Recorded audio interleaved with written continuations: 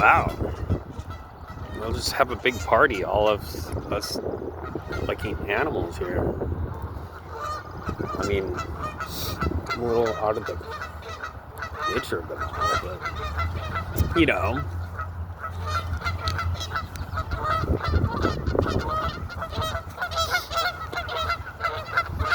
Think you're gonna like fight or something?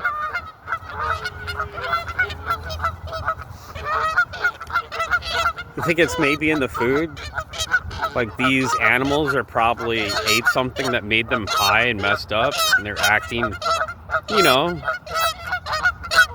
kind of like cats do with catnip. Maybe they put it in the feed.